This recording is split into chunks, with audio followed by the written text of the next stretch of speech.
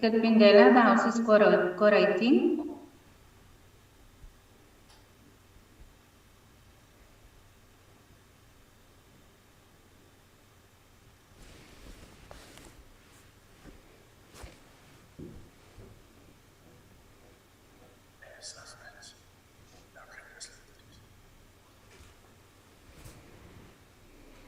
Thank you very much. The House is in order.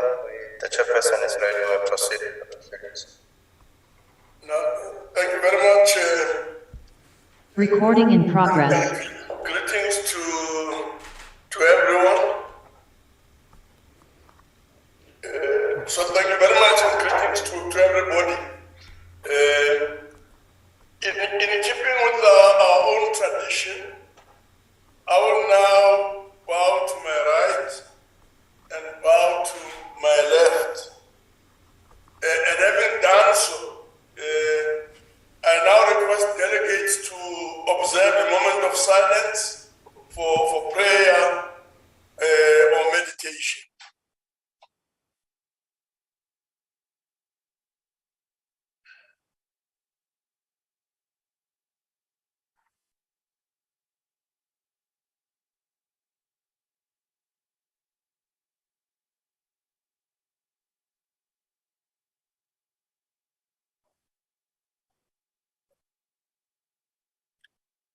Thank you very much. Given that so many things happen in our lives in general, I would like to request members just one more time to observe a moment of silence for all our departed colleagues, comrades, friends and relatives, and members of the community. Especially, we take this moment to remember our veterans, Ritanzanga, who passed on yesterday. Ritanzanga was also a member of the National Council of Provinces and participated in numerous activities related to Parliament. Can you observe a moment of silence just one more time as indicated?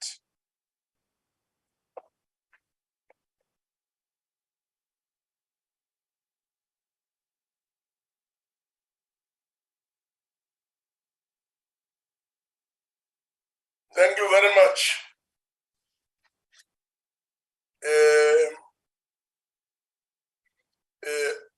Allow me, honorable members, to remind all delegates that the rules and the processes apply for this virtual sitting. I would therefore like to remind you of the following. That the virtual sitting constitutes a sitting of the National Council of Provinces, that the place of the sitting is deemed to be Cape Town, where the seat of the National Council of Provinces is. That delegates in the virtual sitting enjoy the same powers and privileges that apply in the sitting of the National Council of Provinces. That for the purpose of the quorum, all delegates who are logged onto the virtual platform shall be considered present. That delegates must switch on their videos if they want to speak. That delegates should ensure that the microphones on their gadgets are muted and must always remain muted. That the interpretation facility is active, that permanent delegates, members of the executive, special delegates and SALGA representatives are requested to ensure that the interpretation facility on their gadgets are properly activated to facilitate access to the interpretation services. That any delegate who wishes to speak must use the raise your hand function or icon. Having done so, let me also take this opportunity to indicate to honorable delegates that in accordance to Council Rule 2291, there will be no notice of motion or motions without notice. We will now proceed to the question session. But before we proceed, I would like to take this opportunity to welcome the Deputy President, the MECs, and all permanent and special delegates to the House. Furthermore, I would like to make the following remarks: that the time for reply by the Deputy President to a question is 5 minutes. That only 4 supplementary questions are allowed per question. That a member who has asked the initial question will be the first to be afforded an opportunity to ask a supplementary question. That the time for asking supplementary question is 2 minutes. That the time for reply to a supplementary question is 4 minutes. And just to ensure that we're consistent in the work that we do, and to remind all honorable members that the supplementary question must emanate from the initial question. And I emphasize this precisely because at our last sitting, this issue, in one of the past sittings, this issue did arise. So we're emphasizing that the supplementary question must emanate from the initial question and not from the answer. Thank you very much.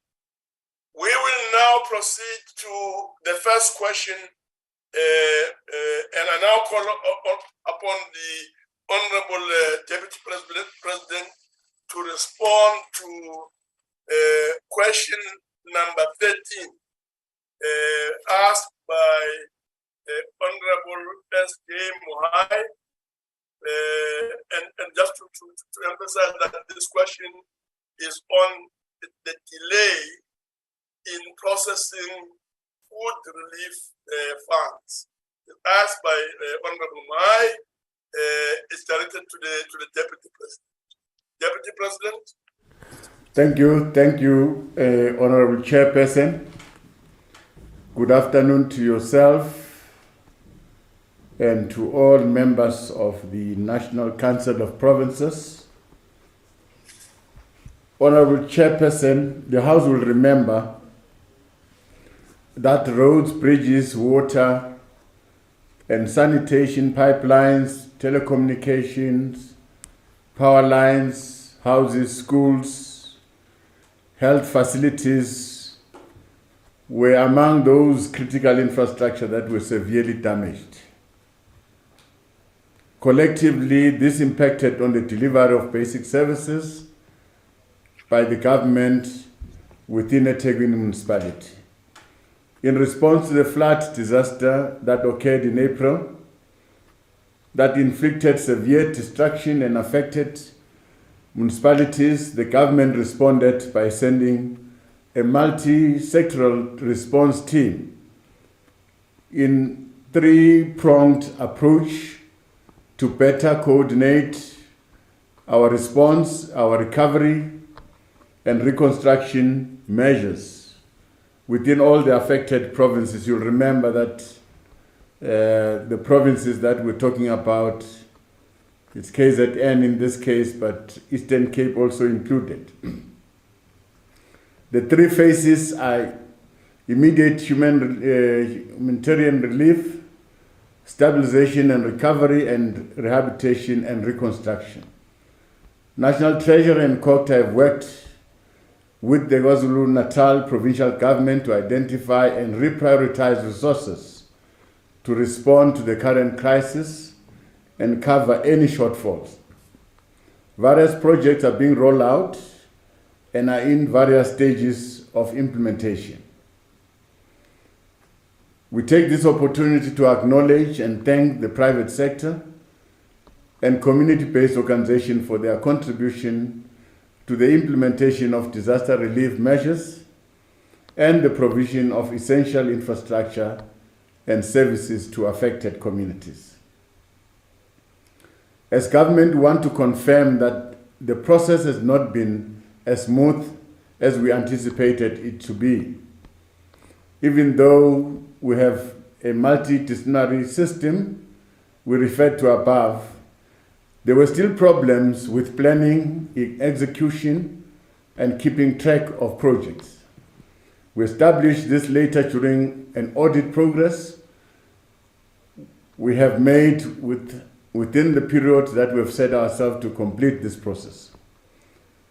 Observed weaknesses are the prevalence of old challenges that resulted in serious delays in meeting our delivery deadlines as initially determined. These challenges included, among others, poor coordination, integration, and sharing of capacity and resources between all the three spheres of government that would have mitigated against inadequate identification and measurement of the extent of the damage, poor project management, including tight planning, budgeting, and execution, poor contracting, including pricing and monitoring of project delivery, inadequate risk management process, unnecessary delays caused by policy red tape, and tedious procedures when responding to disasters. All of the above, Honorable Chairperson, resulted in failure to monitor and track progress and quality of the project delivery, leaving affected communities and people highly frustrated while forced to leave for a prolonged period under very unconducive conditions. To this effect, we want to take this opportunity to apologize to all affected communities and families and individuals for having subjected them to this situation for a long time. As part of remedying this situation, we will strengthen our monitoring mechanism, identify implementation capacity gaps, and work with the provinces to close the gaps while creating synergies across the entire value chain to ensure that people are assisted as promptly as possible. We are committing to remedying the situation by ensuring that we urgently put an end to the misery currently faced by our communities, our families, and individuals affected by the flood. We are going to do this by strengthening intergovernmental coordination between the three spheres of government, ensuring that intergovernmental capacity with urgency to restore livelihoods and improve services to all communities, especially in eThekwini and other affected municipalities, within a set time frame. Making sure that national, provincial, and municipal leadership commit to take urgent actions within strict specified dates. Ensure that suitable preventative controls are identified, strengthened, and implemented as a matter of urgency so that we can avoid wastages, corruption, and failure of infrastructure rebuilding phase on a set timeline. Ensuring that effective service delivery and value for money are realized in the process. Continue to build disaster management capabilities to prepare for future disasters. Ensuring transparency and continuous communication of progress to the affected communities. We should acknowledge the presence of objective factors with regard to the availability of suitable, well-located land for sustainable human settlement near places of work, so that we have also played a major role in the settlement of people.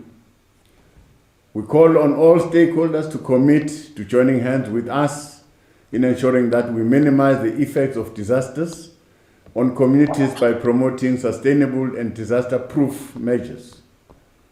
Our municipalities remain ready to assist where necessary in ensuring that human settlements are located and built in suitable and safe areas so that we prevent any unforeseen disasters that might occur in future. Thank you very much, Honorable Chairperson. Thank you very much, Deputy President. The first supplementary question or follow-up question will come from Honorable Mohai. Honorable Mohai. Thank you, Chairperson of the National Council of Provinces.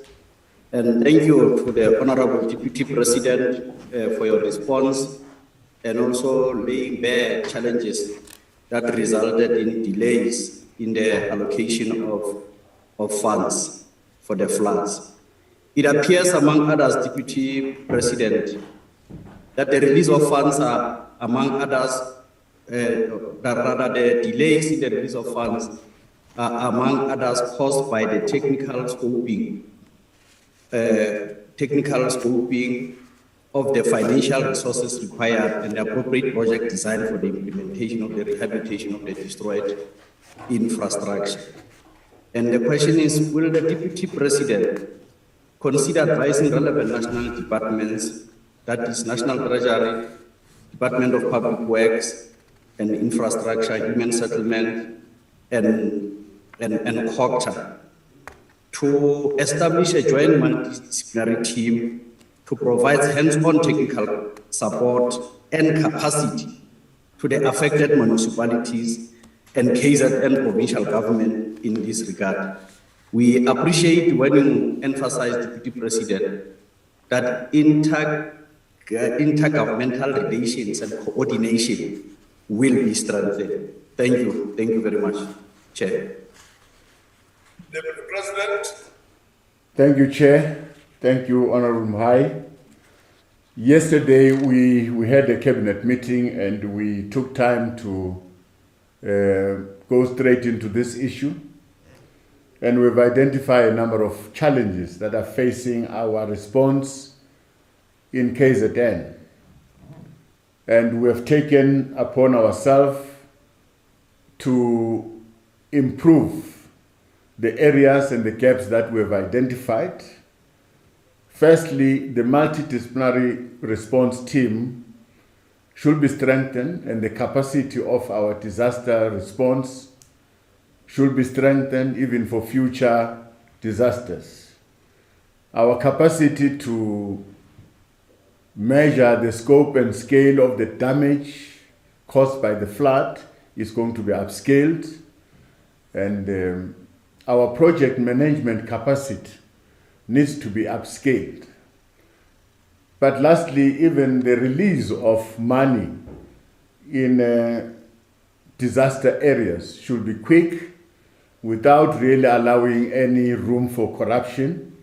And we're happy that in the process in KZN, the Auditor General have been moving with the multidisciplinary team in checking exactly whether money that is spent there's value for it.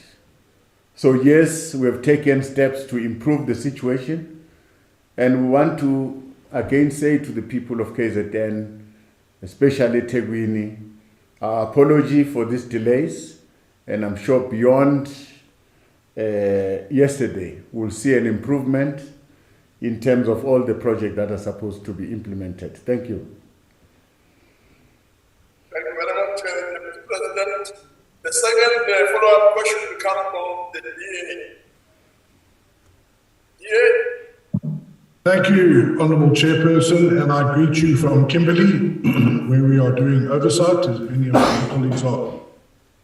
Chairperson, the question to the Deputy President. Deputy President, some may say your answer was admirable because you admitted the fault of government in this matter. Now, Chairperson, I serve on the ad hoc committee for the April flood response and recovery, and I spoke in a joint sitting debate in the Good Oak Chamber on this issue. The point is, Deputy President, is that your government were asleep at the wheel. Even the President acknowledged that your government was not ready for this disaster, despite the fact that climate change has informed us and any study of weather patterns over the past 50 years that this storm was on its way and your government was not ready. Now, anybody would appreciate the fact that you've admitted fault, you've admitted all the failures, but what do we tell to the 450 people that died at your hands in this disaster? And they died because they did not receive early warnings of the dire nature of the storm coming. What do we do? What do we tell the people of KZN when we see that Razzmatazz Construction, the same name as the Minister Razzmatazz, has received 35 million rand in construction work? Is that a coincidence? Now, Deputy President, the question I have for you is, you said yesterday you were in a cabinet meeting to discuss what you should do. May I make a suggestion? Why don't you consider this? Why did your government not resign in absolute disgrace because you have the death of 450 South Africans on your hand? And I'm glad you think it's funny, Deputy President. I'm glad you think the death of 450 of our compatriots is funny. But why don't you resign in disgrace, call early elections, and allow a party and others who can form a coalition to actually run this country properly? Why don't you do that, Deputy President? Thank you very much, Deputy President. Well, thank you very much, Honorable Chairperson. Well, I haven't heard the question exactly, but I'll respond. The honorable member will remember that I said in my response that we have undertaken to improve our disaster response mechanism, our capability in responding to disaster was not up to the level, the required level. We have identified that and we are taking it upon ourselves to improve it, because disasters will always happen in future, and probably we are improving our early warning systems so that we can prepare well before a disaster occurs. But we must say that not all is lost, because there is a certain amount that has been spent in education, in social relief, in water projects, but we are saying we are not happy with the progress. That is why people are still in community halls, people are still living in tents, and we apologize for that delay. And we commit to improve that situation. That is what I've said, Honorable Member. Thank you very much. Thank you very much, Deputy President. We'll now move on to the third supplementary question from the EFF. Honorable Letane. Thank you, Chairperson. Deputy President, we are now 4 months after those dreadful floods in April. The removal of any red tape so as to allow for the processing of flood relief funds is long overdue. People, they hear what you have said, but Deputy President, what they want to hear is, on which day will funds be released to intended recipients? How much longer should our people have to wait, stranded in shelters and community halls, before assistance is made available for those women and children? Thank you, Chairperson. Thank you very much, Honorable Deputy President. Thank you very much. There is a certain amount of money that has been released, though not adequate, but the rate of delivery on the ground is not satisfactory. Because in certain areas, in certain sectors, the money has not been utilized, all of it. But the Department of Education in KZN managed to spend their 18 million to procure all their mobile classrooms, so that all the schools that were affected, children are now in mobile classes. That was a prompt response to relocate children. All what should happen now is to rebuild the schools, because the mobile classrooms was a temporary venture. All what we can say is that the pace at which the projects are being undertaken is not satisfactory. That's where we want to upscale. And the amount of money that has been released is not up to our satisfaction. The red tape must be reduced. So all these are the things that we have discussed, and we are going to improve on those things. And I'm sure people of KZN will realize some progress in the near future. Thank you very much.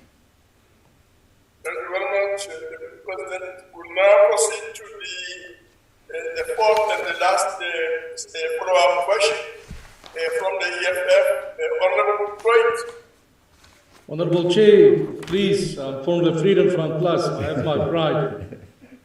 Deputy President, thank you, Chair.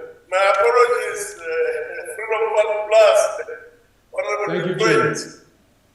Deputy President, in January 2022, the KZN provincial government took a decision to retain 8 of the province's struggling municipalities under administration until the 30th of June of April 2022.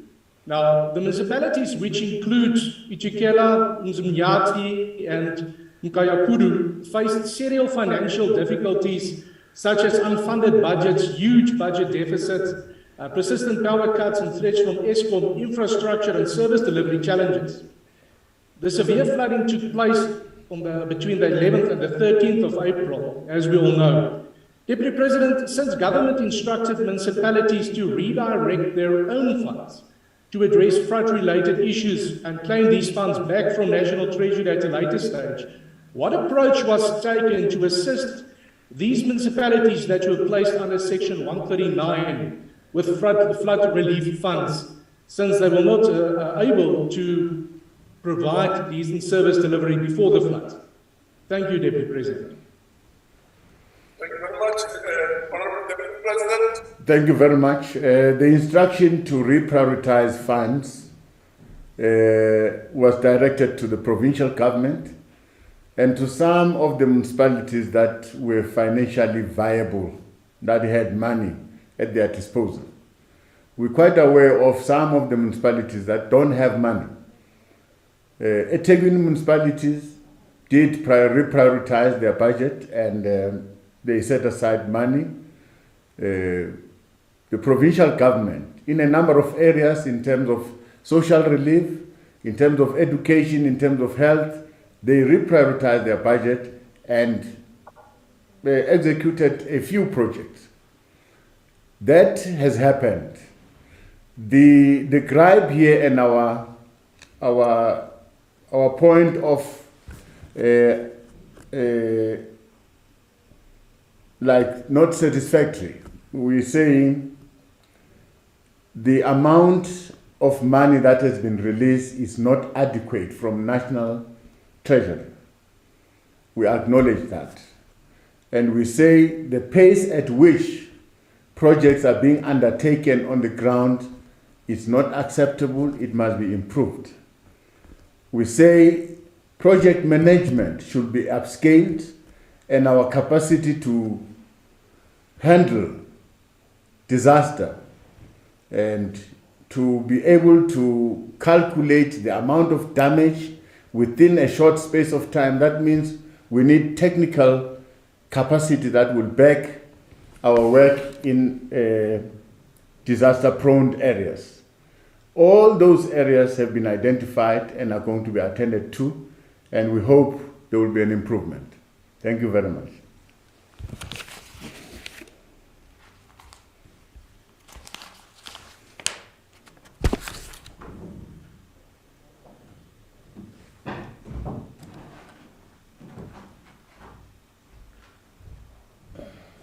Chairperson, please unmute. Unmute, please, Chair. Honorable Masondo, unmute, please.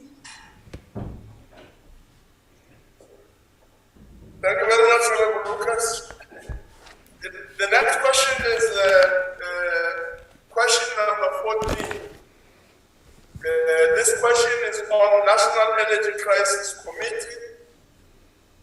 Question is from Honorable Sila Mustafa and directed to the Deputy President. Deputy President. Thank you, Honorable Chairperson.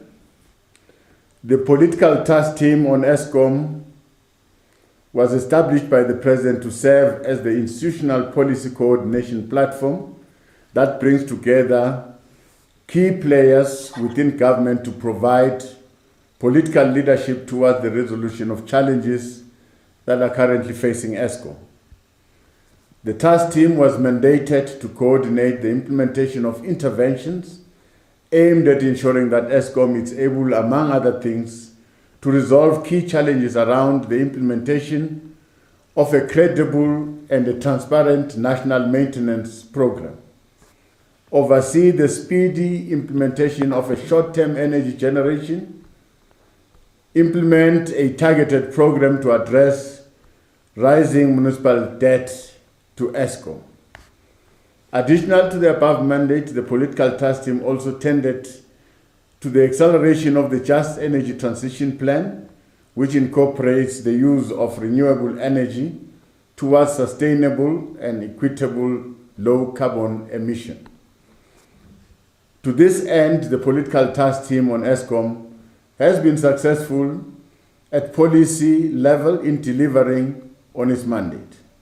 The notable milestone include enabling and fostering greater coordination between Eskom and various government departments, ensuring that Eskom develops and implement a credible and a transparent maintenance program, fast-tracking the energy procurement of additional energy to address the electricity gap, addressing debt and liquidity challenges within Eskom, fast-tracking the process of ministerial determination on bid window 5.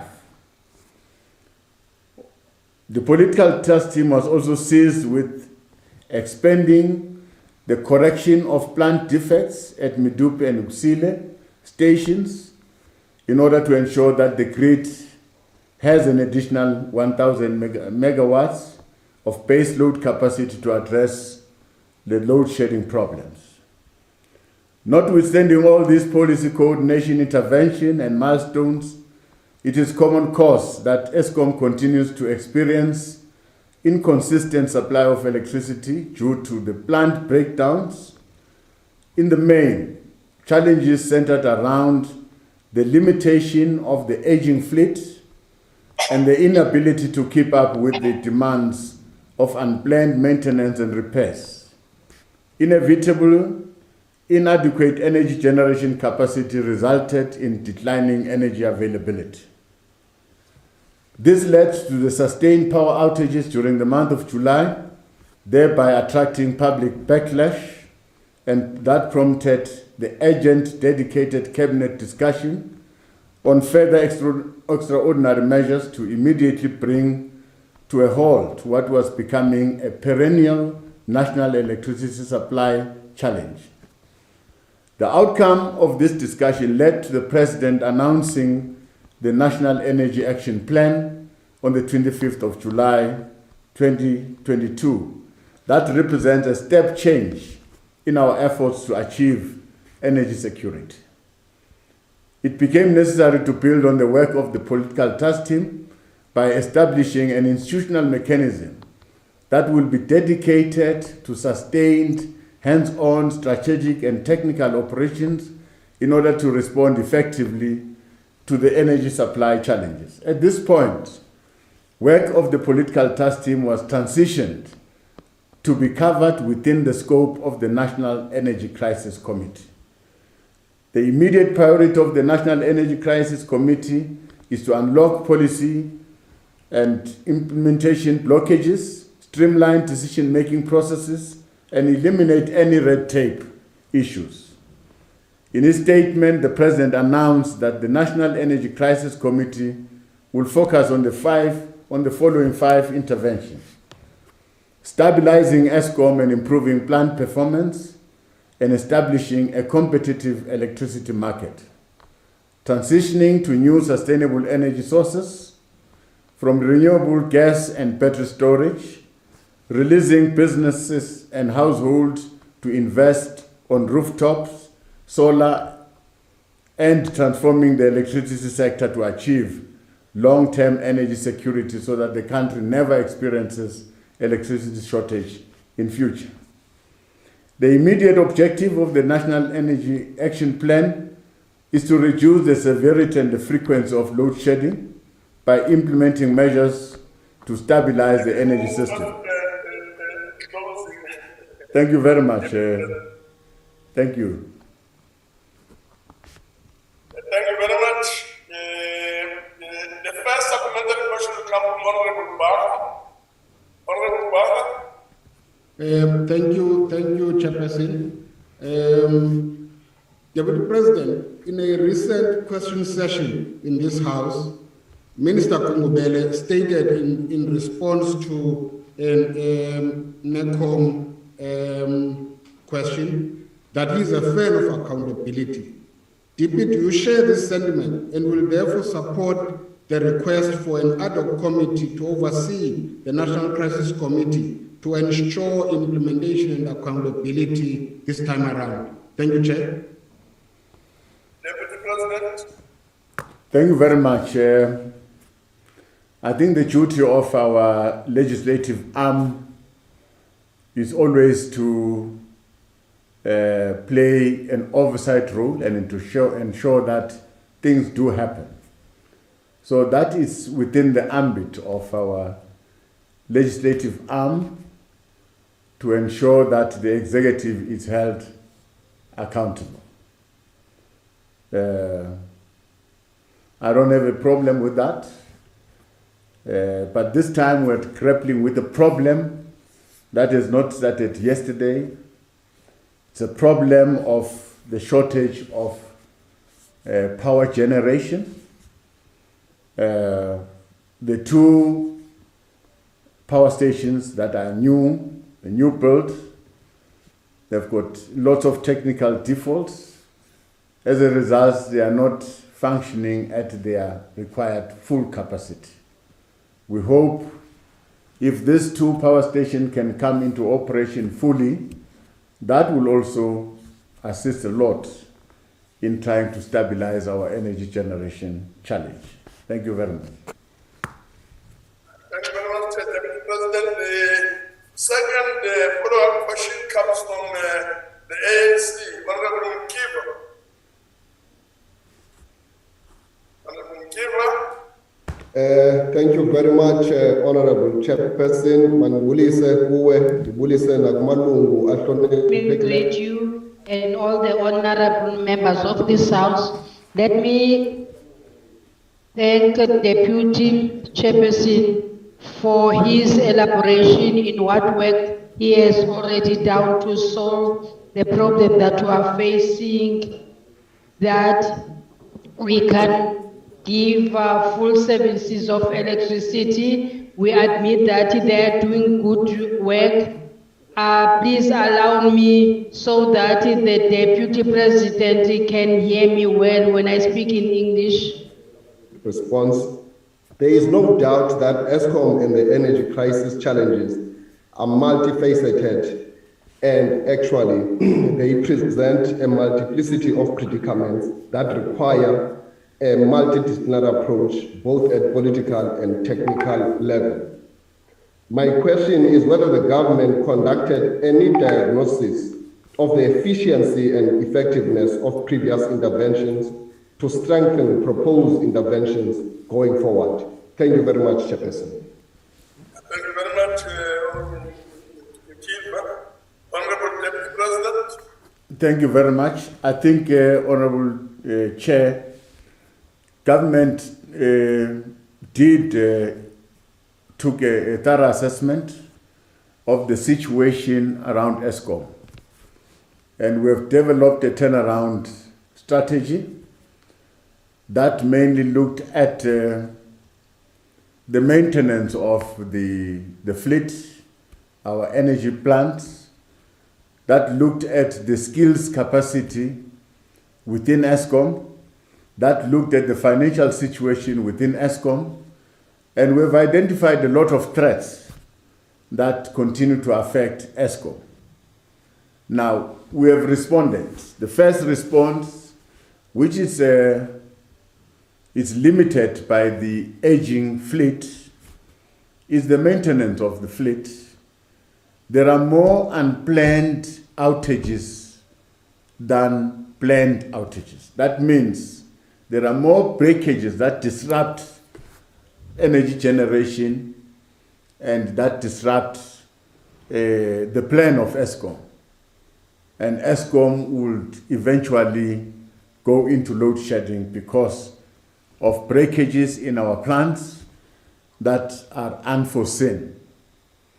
This is at the bottom of our challenge that is facing Eskom. All what is needed now is additional energy, additional generation, right from our independent power producers, which are moving a bit slow, but they are gradually introducing energy into the grid.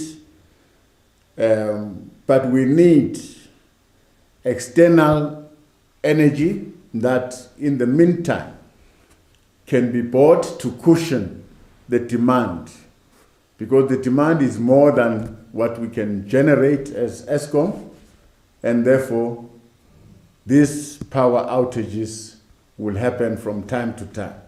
Our general problem is the aging fleet that is no longer reliable, will break at any time. We are hoping that when we conclude Medupe and Usile, that will bring more or less 1,000 megawatts into the grid. That will also assist in closing the demand. Thank you very much. Thank you very much, Mr. President. The third supplementary question comes from Honorable Khandebe. Honorable Khandebe. Thank you, Honorable Chairperson. Greetings to the Honorable Deputy President and Honorable members. Honorable Deputy President, the energy crisis is both financial and one of generation. The lifting of the ceiling on standalone electricity generation certainly aids in the generation of power, but can deepen the financial crisis as municipalities rely on revenue from electricity to finance service delivery. What role will municipalities play in ensuring the licensing and compliance of electricity generation for independent power producers? Thank you. Thank you very much, Honorable Deputy President. Thank you very much. Municipalities have been given the opportunity to procure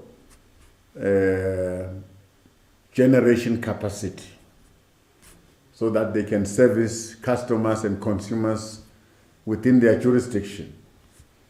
That means a municipality can go out on a tender to invite possible investors to invest in power generation that will take care of the needs of the municipality. So a number of municipalities are in that process now of securing additional power generation so that they can get out of the dependency on Eskom for power generation. We think that will alleviate the burden on Eskom and will create the necessary competition so that Eskom is not a monopoly on power generation. Thank you very much.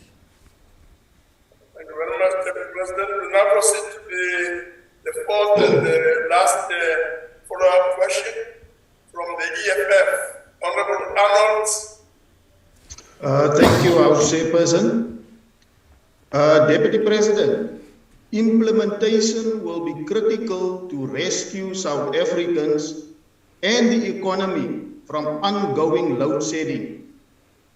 Your executive has a poor record of implementation and accountability, as Minister Mantashe should have implemented many of these measures long ago. Now, my question to you, Deputy President, is why establishing more talk shops instead of fixing an old energy crisis? Is the establishment of a new Presidential National Energy Crisis Committee not a scapegoat for accountability? Thank you. Honorable Deputy President. Thank you, Honorable Chair. Honorable Member, I don't think so that the establishment of the crisis committee is a scapegoat. This is the significance that we place on this challenge. It has reached a point where we define it as a crisis, and it will depend and demand a response that is equal to a crisis. That means as we respond to this challenge, we must do everything in our power to respond to this challenge because it has reached a crisis point. Now, what does that mean? It means certain policies and procedures and frameworks must be shortened to achieve the desired goal, to ensure that we improve our generation.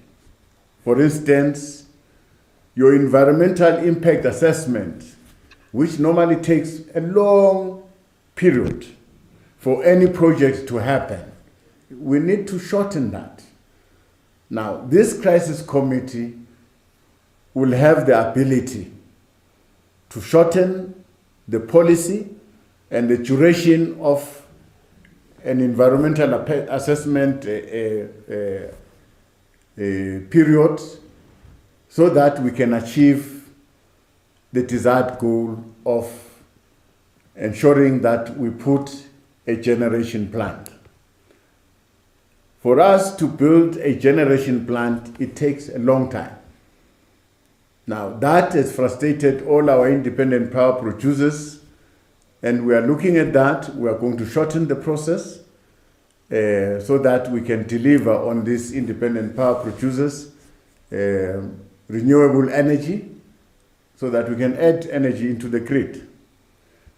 So that is the essence of this crisis committee. We are responding to the situation which is a crisis, and we want to resolve it. We are going to pull all stops, and all departments that are affected are going to take part in the crisis committee, and the crisis committee is chaired by the President. From time to time, reports are going to be given to the President, and support that is needed will also be given to the crisis committee. Thank you very much. Thank you very much, Deputy President. We now move to the next question. And our next question is question number 15. This question is on debt recovery plan. The question comes from Honorable T.P. Mamurobela and is directed to the Deputy President. Deputy President. Thank you, Chair. Chair, debt owed to municipalities by municipalities to Eskom remains biggest challenge to the utilities' financial sustainability.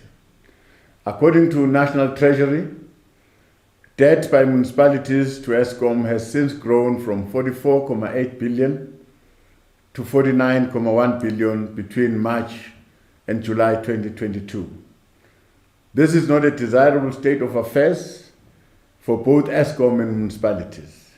That is why Eskom forms part of the Multidisciplinary Revenue Committee, which is meant to address challenges related to the payment of debts owed to Eskom by municipalities and organs of state.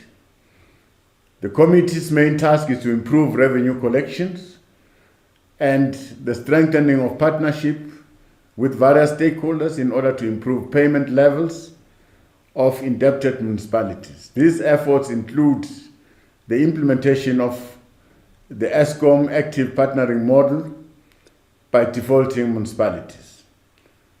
Through this active partnering program, municipalities can collaborate with Eskom to address their business and operational difficulties in a non-threatening and secure environment and ensure sustainability of electricity infrastructure and the upscaling of municipalities' technical expertise. The program's holistic focus enables municipalities to rebound financially and carry out their constitutional obligation to provide their customers with more dependable electricity. Through this program, municipalities benefit from securing their revenue streams and are able to pay for their large-scale electricity purchases from Eskom. Eskom's responsibility in this model is to assist municipalities by presenting them with a customized solution to handle their unique challenges. The partnerships' joint efforts are intended to increase the consistency and security of consumers' access to electricity, while guaranteeing that proper tariffs are applied and that there is implementation of more robust control measures to promote sustainable economic recovery. More importantly, implementation of more robust control measures enhances revenue collection and targeted investment in sustainable electricity provision infrastructure. Already as part of this active partnering model, a number of defaulting municipalities across different provinces are in the process of negotiating and concluding service level agreement with Eskom.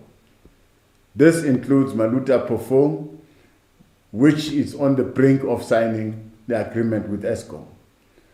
Due to the rapid growth and quantum of the balance, Eskom is collaborating with National Treasury on structuring solutions to assist with the collection of municipal area debt and manage the payment of municipalities' current accounts in order to prevent further growth in the area debt. Having said this, Honorable Chairperson, this must be an area that all of us agree that the debt of 38 billion rand that is owed to Eskom is highly unsustainable.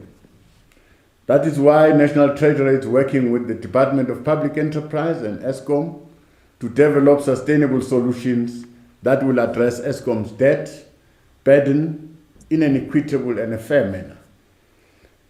As part of internal cost efficiencies and equity conditions, cost-saving targets by Eskom of 21.4 billion rand for the financial year 2023 and up to from 2020 to 2023 up to 61.8 billion has been set by Eskom.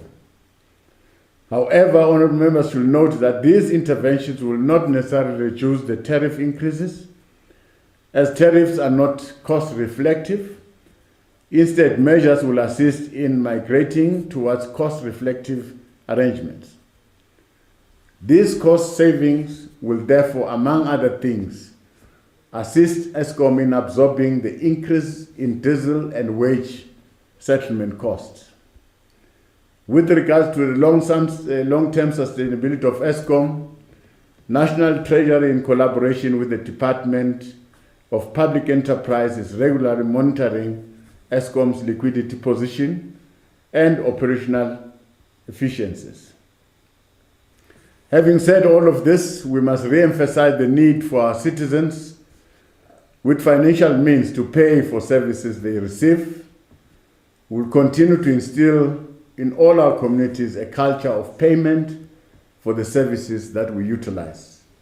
To assist in this regard, SALGA has ordered municipalities to start a strict debt collection and restructuring process in an effort to recover debt owed to them and to stop municipalities mounting debt to Eskom. Thank you, Honorable Chairperson. We'll now move on to the first follow-up question Honorable Mamu Rubela. Honorable Mamu Rubela. Ndoriwa muzirashiduro ko Tate Masondo. Rikuriwa na Deputy President vane na musewo da upindwa isino mbudziso na urutendera rishita follow up question. Zosumbeza uranga phanda yeso.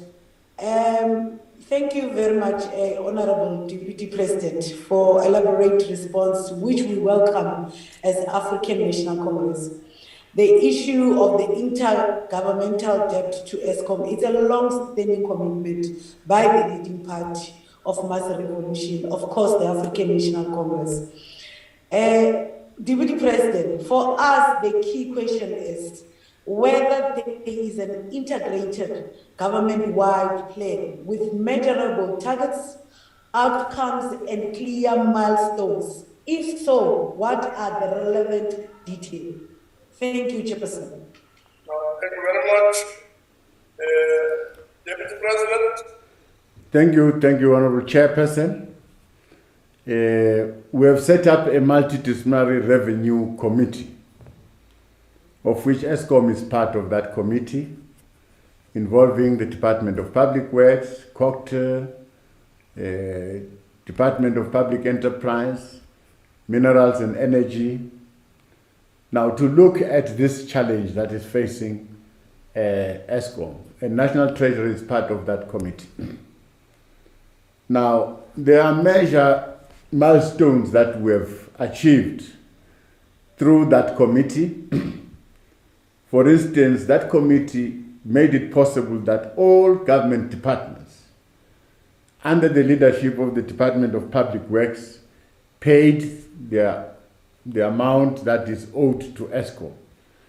To date, there's only bills that are being queried for correctness in terms of billing that are still outstanding, but all other bills have been paid by departments, right from national going down to provinces.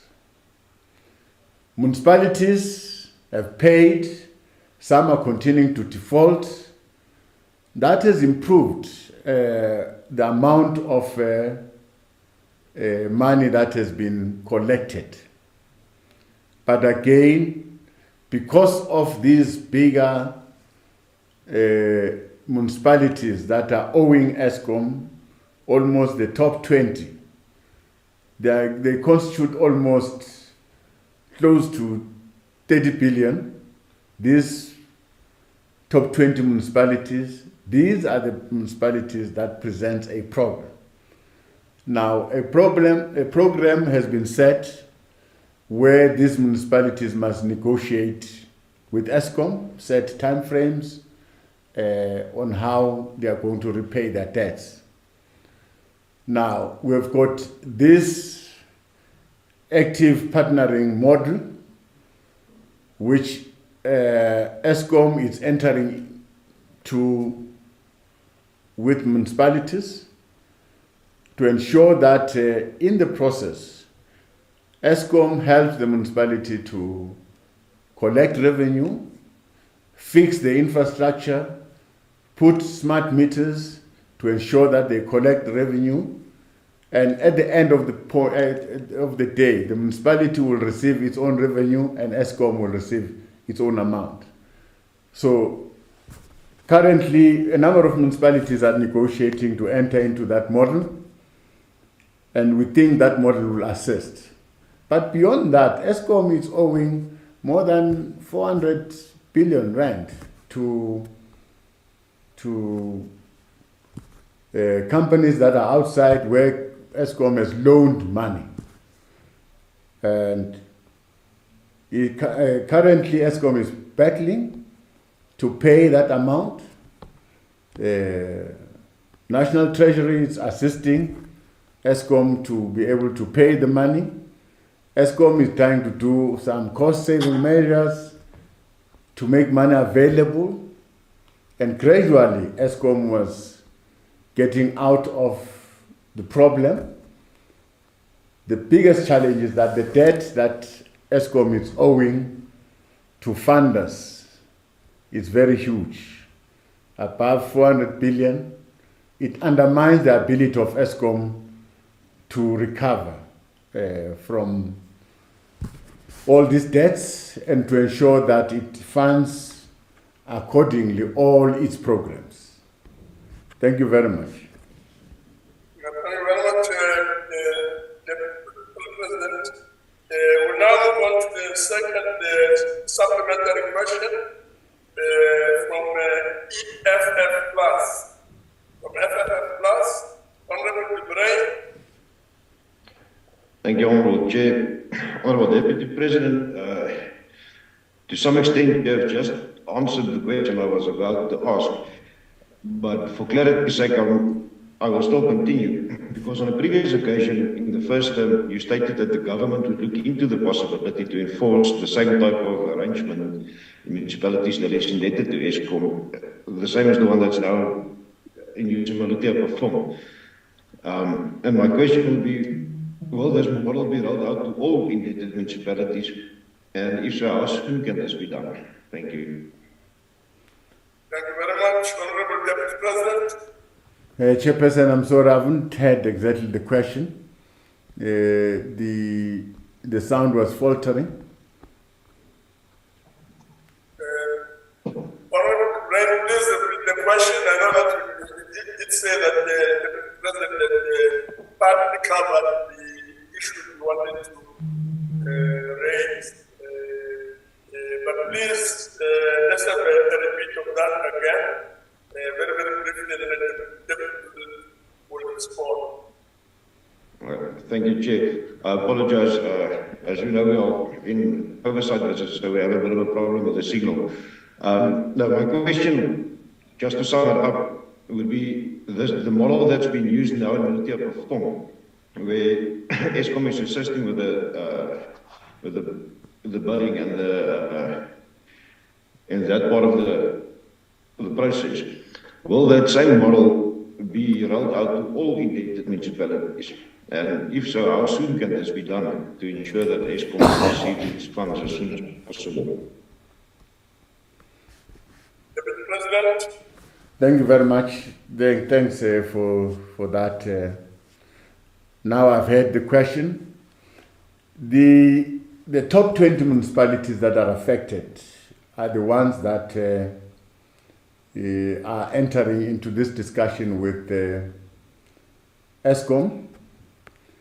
8 municipalities have come forward to negotiate this partnering model and how it's going to work between those partners. Maluta Apofong is almost closer to signing. But what is important in this model is that Eskom will assist the municipality using its own money to put meters. National Treasury has made money available to assist municipalities to put meters so that they can collect credible, they can bill customers, and the billing system should be credible, and they can receive their revenue. Now, Eskom will collect the revenue and ensure that any electricity infrastructure that is aging, they fix the infrastructure, collect the revenue, and give the municipality what is due to the municipality and take what is due to Eskom. They will continue until such time that they've resolved the debt, and after resolving the debt, they will then part ways. Municipalities will continue now to run their businesses and handle the revenue collections themselves. Thank you very much.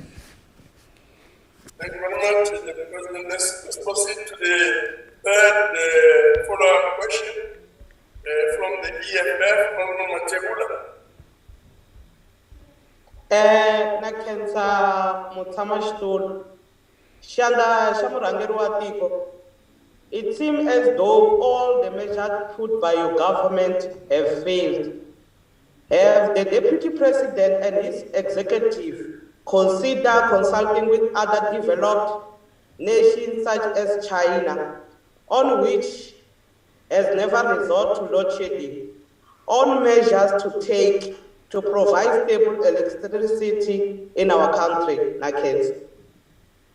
Thank you very much, Mabuza. Deputy President. Thank you very much, Honorable Chair.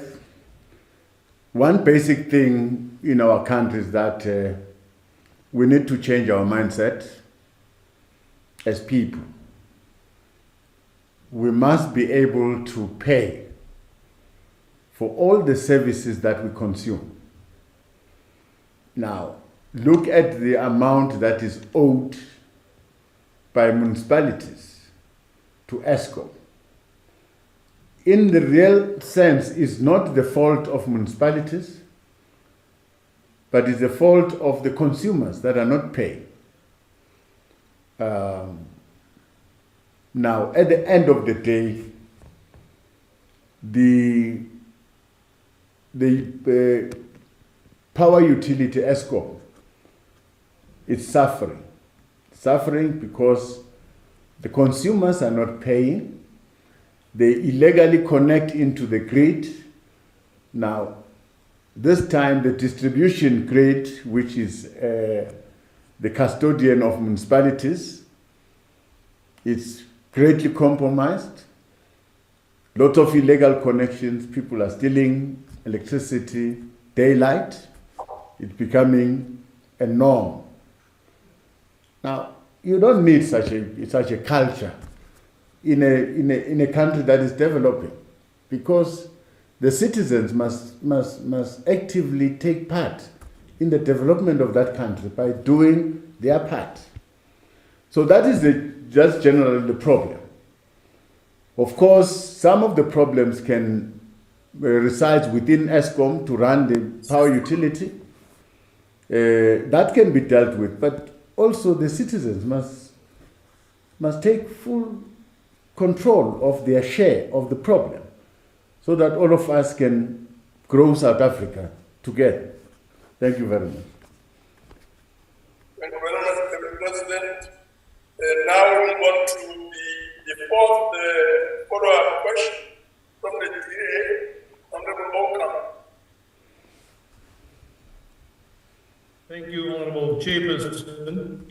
Honorable Deputy President, the measures announced by the President in order to minimize load shedding is straight out of the DA's handbook. It is just a pity that it took the President so long to implement what we in the DA have long been asking for over many years. Honorable Deputy President, you have mentioned now some of the amounts that Eskom owes. It is catastrophically high, and there is no way in which Eskom will be able to repay that. The only way to truly save Eskom financially and save the country from load shedding is for Eskom to be privatized. Honorable Deputy President, will you this time round timeously listen to the advice provided by the DA and urgently implement measures that will allow for the privatization of Eskom, which is the only way that it will be saved? Or will you again wait till it is too late before you implement the DA's sound proposals? Thank you, Honorable Deputy President. Thank you, Honorable Chairperson. Deputy President. Thank you very much, Honorable Speaker. Let me thank the Honorable Member for the proposal. Well, I'm not convinced about that proposal of privatizing Eskom.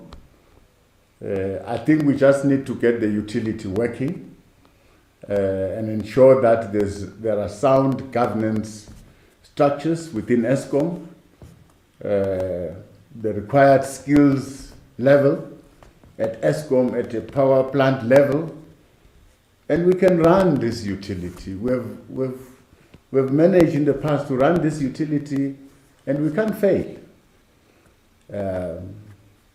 I don't think privatizing the power utility is the answer going forward. Thank you, Chair. Thank you very much, President. We will then move on to the next question, which is question 16. Question number 16 is on establishment of National Anti-Corruption Advisory Council. Establishment of the National Anti-Corruption Advisory Council. This question is from Honorable Kandele and is directed to the Deputy President. Honorable Deputy President. Thank you once more, Honorable Chairperson. The ANC-led government remains committed in fighting crime and corruption in the country. In efforts of intensifying the fight against corruption and maladministration, the President announced in the 2021 State of the Nation Address the establishment of the National Anti-Corruption Advisory Council.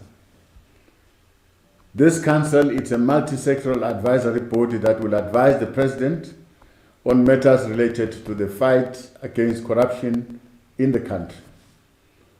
The process of the appointment of the commissioners to the council started with the public call for nominations and the shortlisting of eligible candidates, which was conducted in March 2022.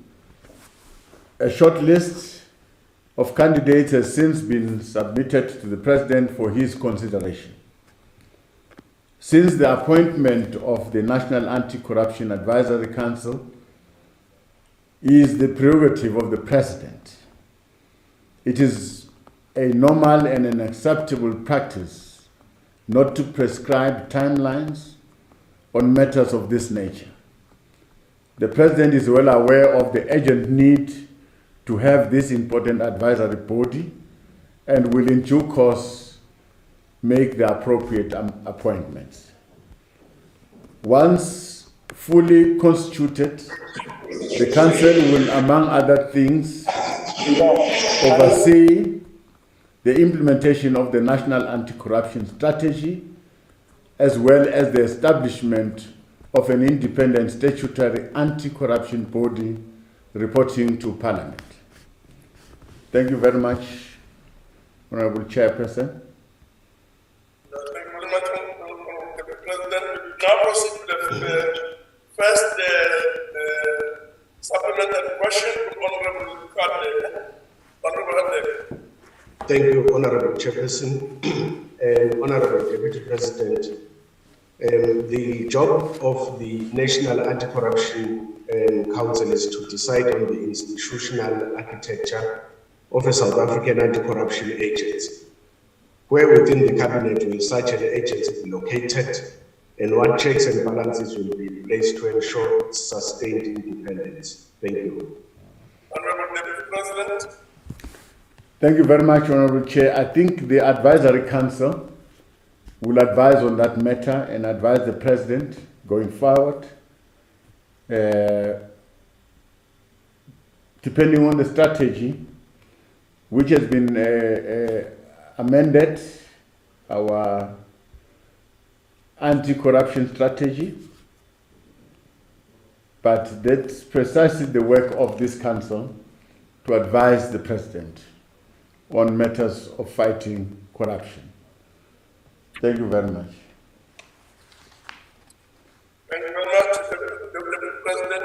We now proceed to the second follow-up question from the DA, the Honorable Lord. Thank you, Honorable Chairperson and Honorable Deputy President. President Ramaphosa announced the establishment of the National Anti-Corruption Council in February, as you also pointed out, Honorable Deputy President. You also stated that in March he has already received the shortlist. Now this is almost 6 months later after he has received the shortlist, yet no commissioners have been appointed. In your own words, you said that this should not be rushed and will be done in due time with no fixed timelines.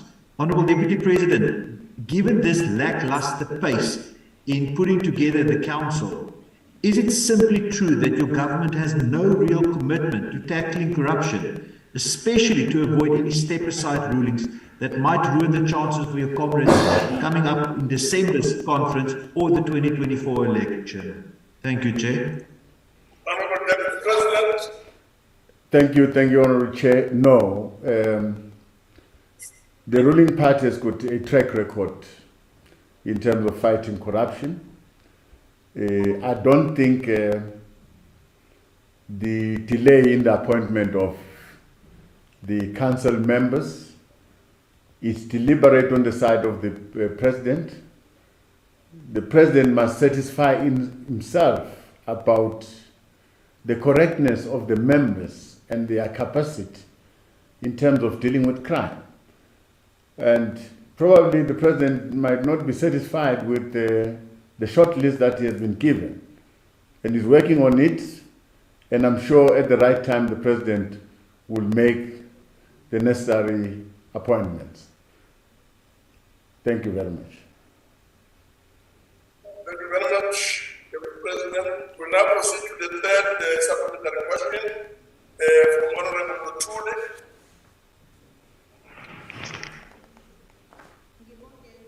Thank you, Chairperson and the Council, and greetings to the Deputy President. We understand that crime and corruption in South Africa is expanding day by day, and there's no time that you can wait to delay to appoint the commission. And I understand that you are explaining that there is no deadline that is set for the appointment. But the question is that the appointment that will be made is underqualified cadres in the critical position. Thank you, Deputy President. I don't know, Honourable Chairperson, whether it's on my side. The Honourable Member, the sound was breaking. There are certain paragraphs that I didn't understand. Yeah, I'll ask Honourable Tuli to please repeat the question again. Thank you, Chairperson. Deputy President, what I'm asking is, do you understand that crime and corruption is expanding day by day in South Africa? While you are waiting for the President to take his time, because you seem not to be taking this in agency. And my question is, what are the measures that have been put in place to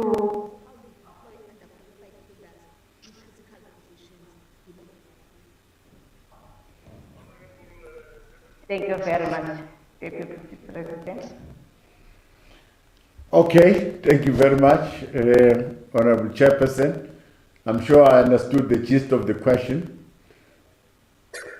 Firstly, I must say that the President in due time will really make the necessary appointments, and I'm sure he's applying his mind into the short list.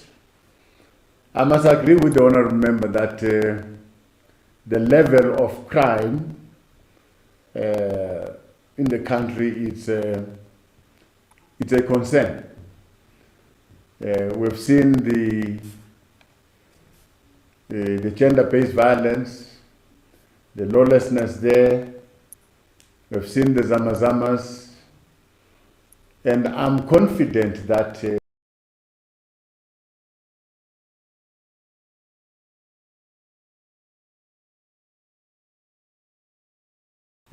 they will be responding to this situation.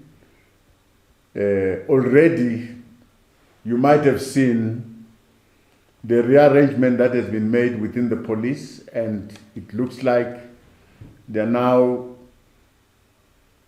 in a position to deploy the necessary capacity in different areas where there are challenges. But I'm sure the security cluster would announce shortly what is going to be our approach in dealing with crime.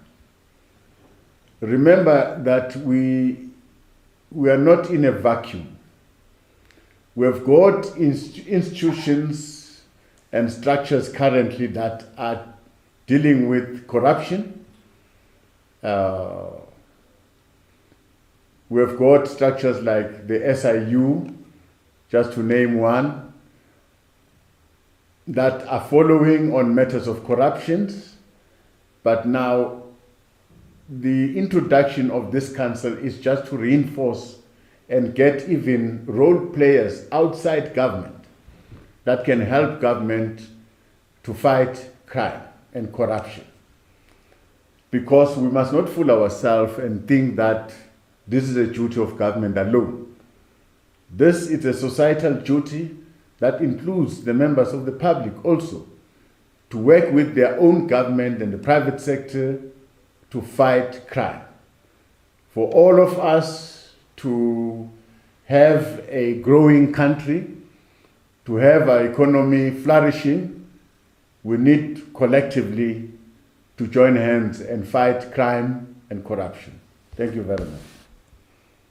Thank you very much, President. We now proceed to the fourth and last follow-up question from the ANC. Honorable Malika. Ngiyabonga sihlalo, ngibingelele kuphindile kaMengameli. Phindile kaMengameli udaba Deputy President, the reappointment of the structure that fights corruption and crime, and the structure they just got from the public hearing after the Zondo Commission's report with allegations of the state capture. And it gave recommendations about them. Deputy President, table a plan on the implementation of the Zondo Commission report's recommendations about the efficacy and effectiveness of the current anti-corruption, institutional and legislation framework. Umbuto wami, Deputy President, has government conducted any preliminary review of the efficacy and effectiveness of the current anti-corruption, institutional and legislative framework? Thank you very much, Honorable Deputy President. Thank you very much, Honorable Chairperson. We must at the onset clarify the position of the Zondo Commission's report and the recommendations. The recommendations of that commission's, they are recommended to the President as the person who has appointed the commission.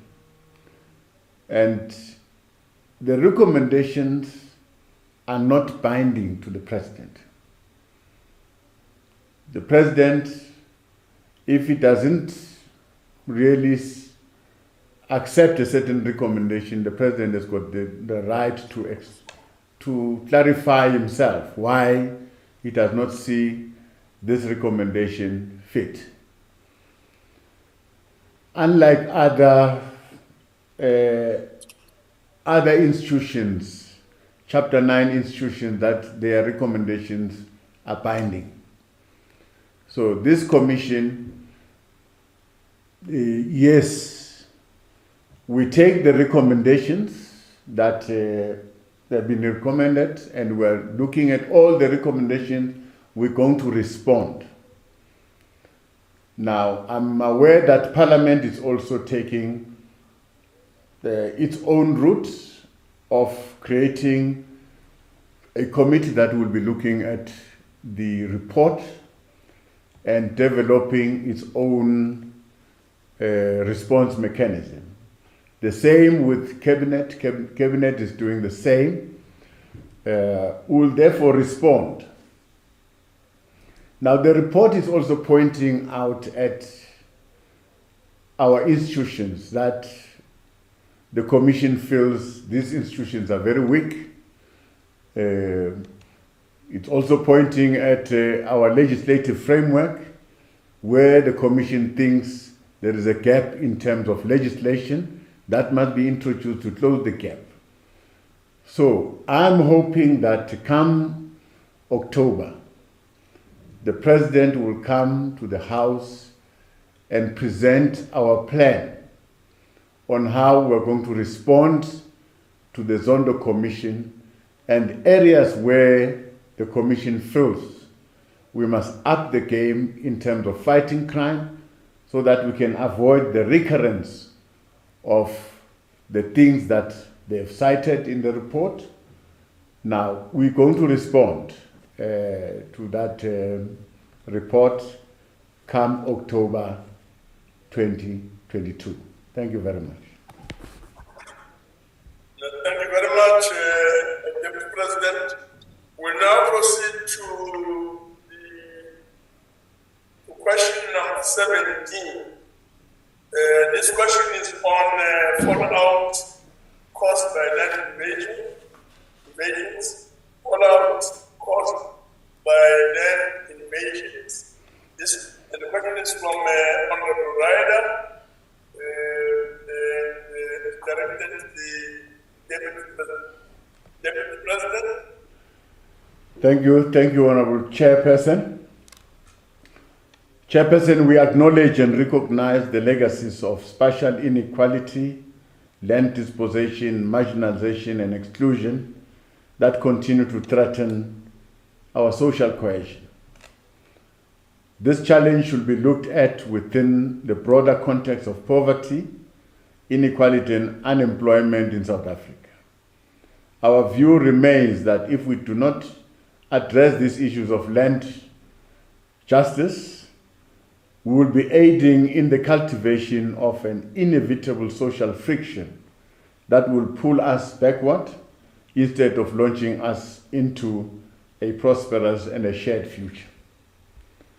For as long as we do not address these challenges of inequitable access to economic opportunities in our society, people will naturally move to places where there are prospects of sustainable economic livelihoods.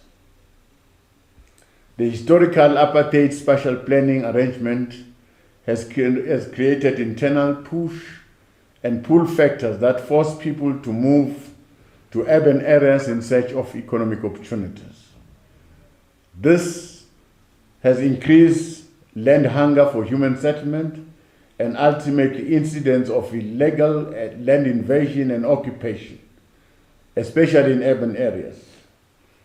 The illegal occupation of land and property negatively impacts on social cohesion within our communities.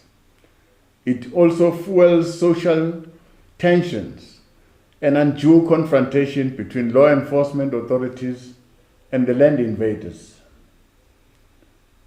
Part of the responsibility of the Interministerial Committee on Land Reform and Agriculture is to develop policies and the legislative framework to ensure equitable land redistribution. In this regard, government has taken preventative measures to expedite the release of state-owned land for human settlement and economic development. This is expected to result in meaningful participation in the economy. We strongly condemn anyone, whether civic or political, who promotes and encourages illegal land invasion and properties. Such a posture borders more on encouraging people to indulge in acts of lawlessness. We must be clear that illegal invasions are criminal in their nature.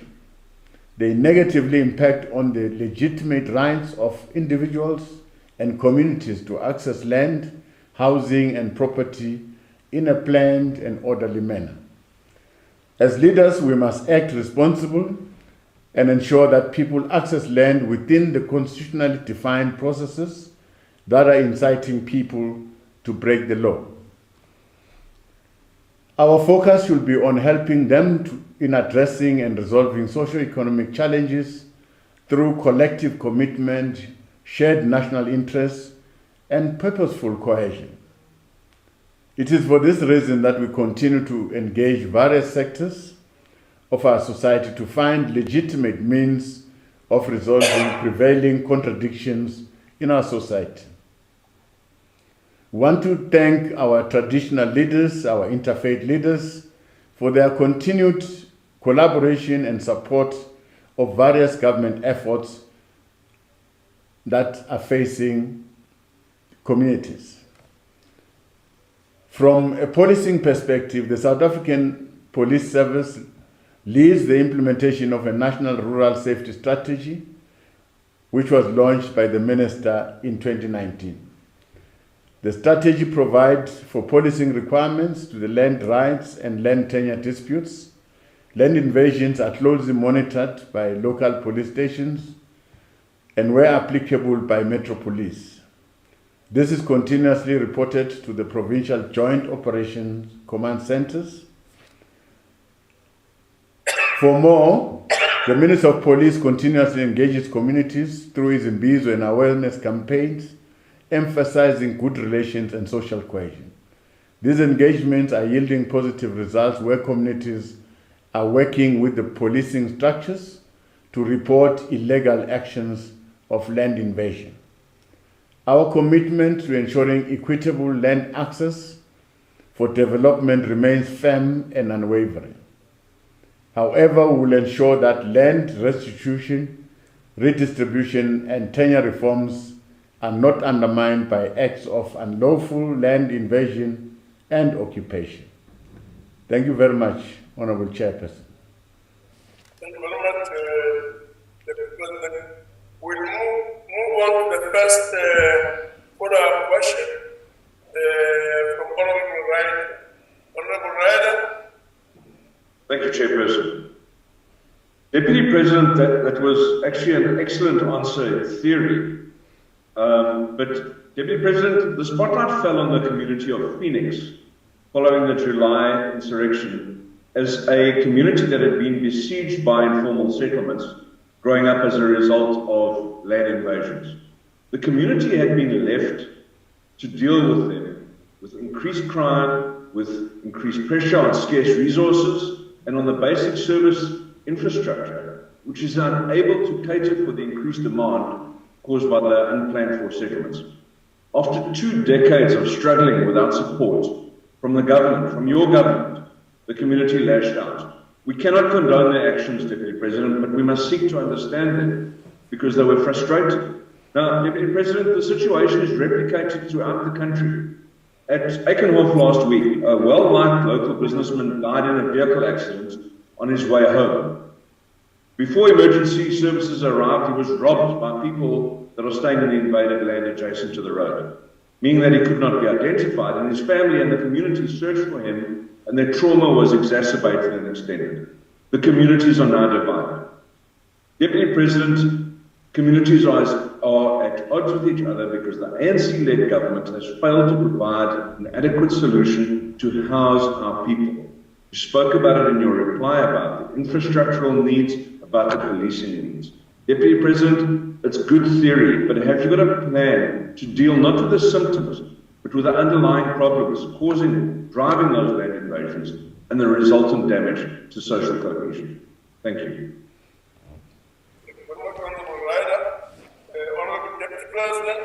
Thank you, Honorable Chair. Thank you, Honorable Ryder. Now, we must really be firm on this one. Irregardless of the condition, it is wrong to invade land. To occupy land illegally is wrong. It should not be encouraged.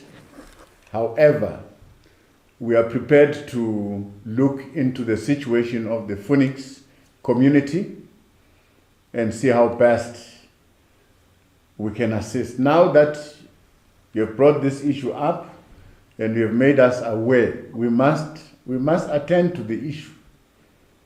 But it should not be a justification to allow our communities to invade land. We have made a firm commitment in the IMC, and we have made tremendous progress in terms of releasing land for human settlement. That has been undertaken by Minister Tilil. We have released currently almost 14,000 hectares of land for human settlement and property development in and around our urban areas. We've released more than 700 hectares of land in terms of supporting small farmers. That land has been released. We've supported women, we've supported young people. We're in a process of restituting land. We're in a process of redistributing land and securing tenure for our people. Yes, we might be criticized that we're moving slow, but we're getting there. We're on the right direction. We must reprimand our people that taking law into their hands is not the best solution to deal with problems. Thank you very much. Thank you very much, Mr. President. We now move to the second supplementary question from the FF+. Honorable Thank you, Honorable Chair. Deputy President, have you taken any measures to ensure that the custodians of municipalities act on court orders issued that pertain to evictions after land invasions took place, to ensure that tensions of affected communities are eased and illegal occupants are removed? Thank you, Chair. Thank you very much, Honorable Chairperson. We have noticed that in a number of municipalities, they are running short of land for human settlement and for property development in and around the jurisdiction of that municipality. We have taken it upon ourselves to release land in those municipalities where there is no land for future development, for future human settlement. So in a way, we're trying to support those municipalities. And those municipalities where people have invaded land, I think we need to offer our people an alternative place where they must go and stay, because it is quite evident that they are running short of land. We're not justifying the action, but we must address the root cause of the action. So we must be clear here as the NCOP, as the National Assembly, as the legislative arm, that we are not aiding and we are not promoting land invasion. We're not condoning it. But as long as people can stand up and say they don't have land, it is the responsibility of government to provide land for those people for their own settlement, for their own development. Thank you very much. Thank you very much, Honorable Deputy President. We now proceed to the third supplementary question from the ANC. Honorable Mabuza. Thank you very much, Chairperson. Deputy President, it is worth reminding South Africans that the ANC has been consistent about rejection of land invasions, be they for commercial or residential purpose. We did and continue to do this, whilst at the same time still continue committed to the reversal of the colonial and apartheid legacy, or racialized spatial development planning, which endanger social cohesion. Honorable Deputy President, my question is whether the government has any plan to forge a national compact through dialogue with different stakeholders about addressing the homelessness and landless of disposed African majority. I thank you. Thank you very much, Honorable Honorable Deputy President. Thank you very much, Honorable Chair. A very good question. As government, we are in a process of developing that social compact. We have started a process of consulting communal communities that are living under the jurisdiction of our traditional leaders. It was a wide consultation firstly wanting to deal with communal land and how best we can take this land back to their rightful owners. We consulted up until the land summit that we have convened. There's general consensus that our people are ready to receive this land. Some are proposing that they will release this land to their kings.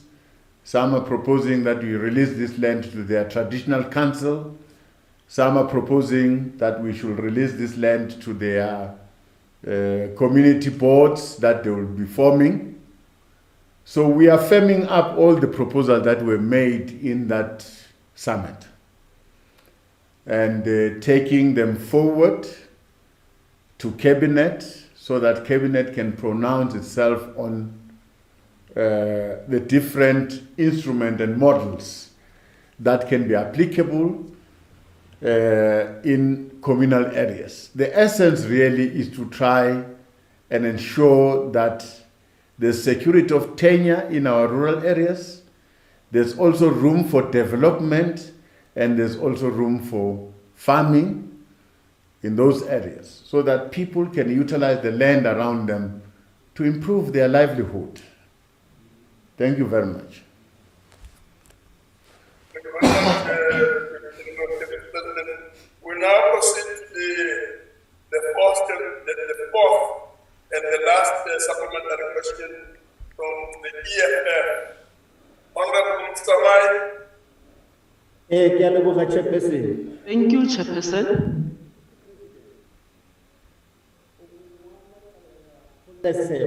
You are one of the struggle icons.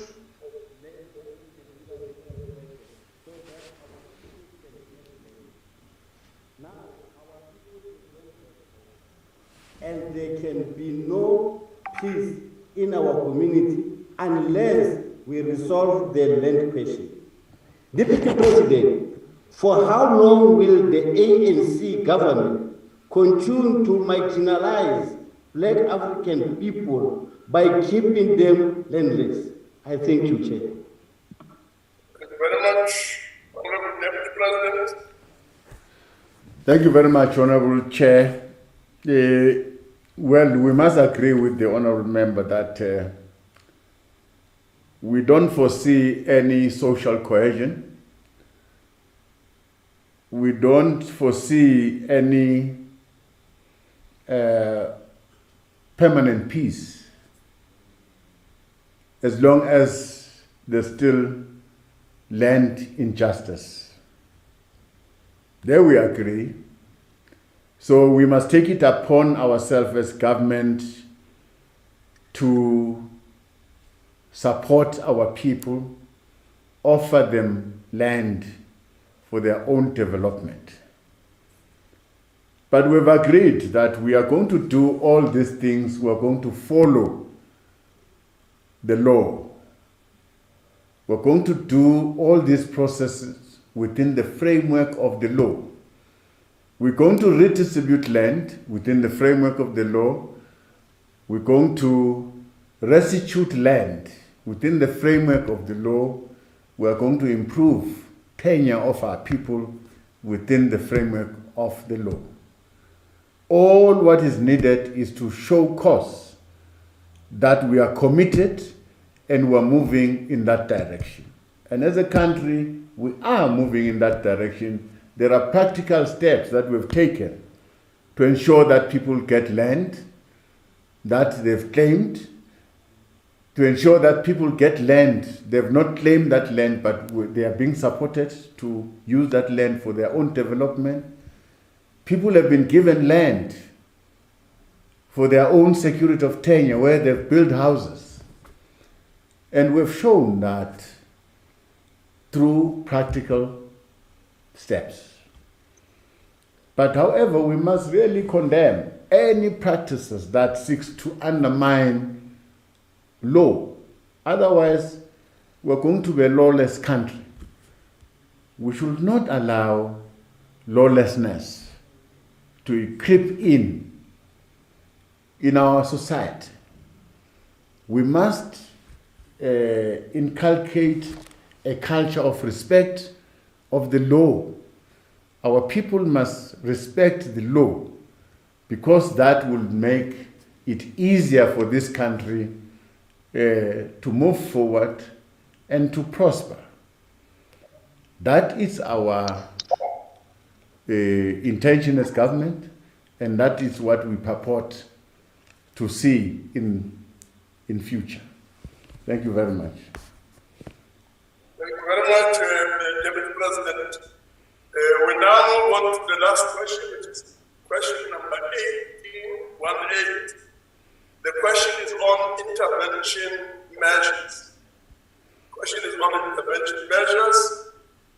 Question is from Honorable Mandakhai, and is directed to the Deputy President.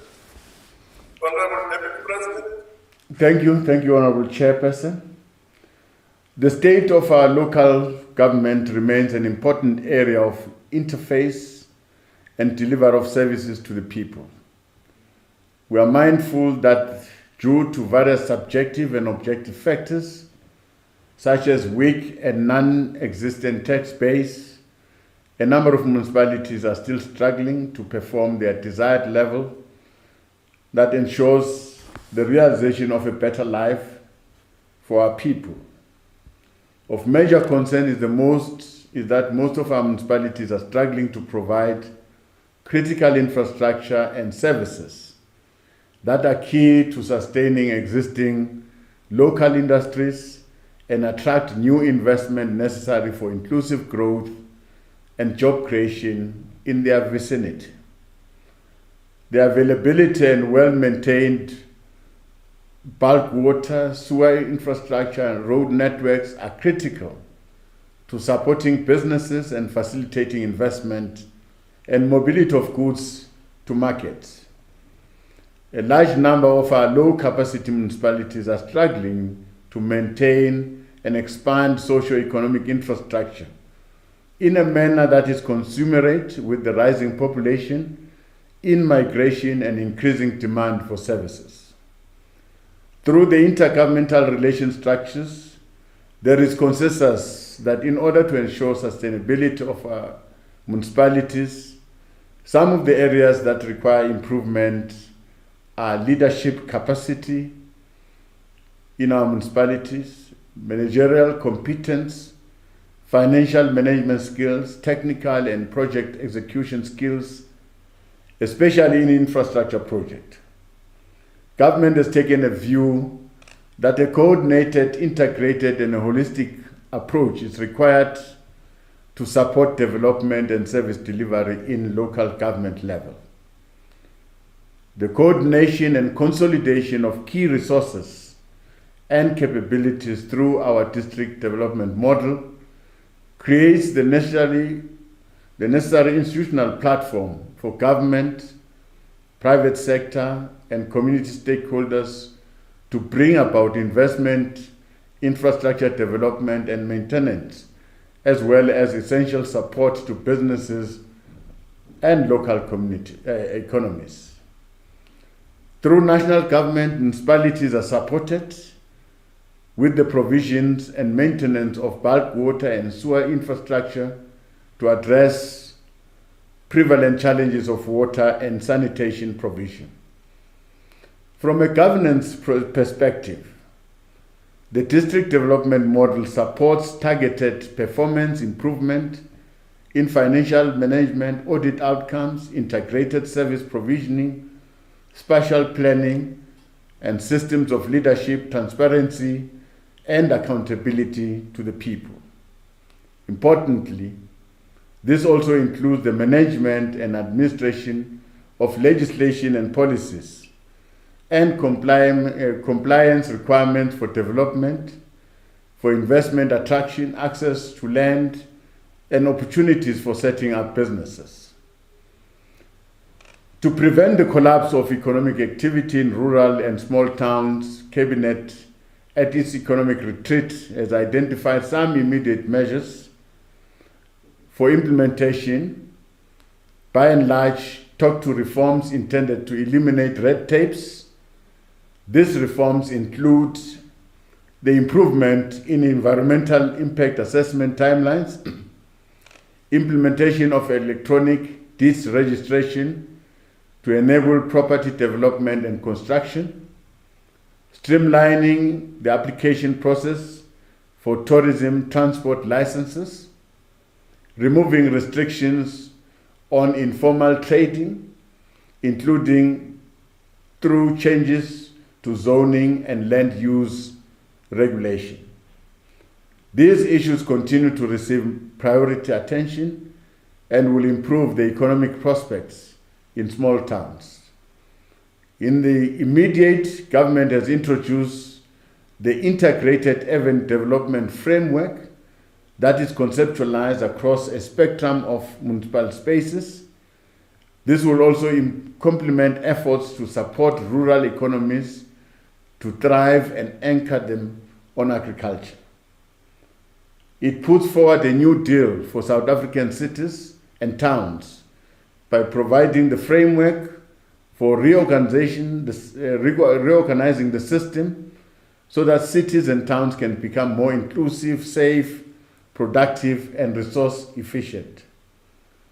Furthermore, the Department of Cooperative Governance and Traditional Affairs, in partnership with the South African Local Government Association, has launched a small town regeneration strategy to revive, restore, and fulfill economic potential of underperforming small towns. This strategy also embraces the value of small towns and their central position in larger hierarchical settlements while addressing the developmental needs of small towns. So far, Honorable Chairperson, the strategy is piloted in Mudimule in Limpopo, Senegal in Free State, and Piketberg in Western Cape. It is envisaged that once fully implemented, the small town regeneration strategy will be applied and adopted by all relevant municipalities.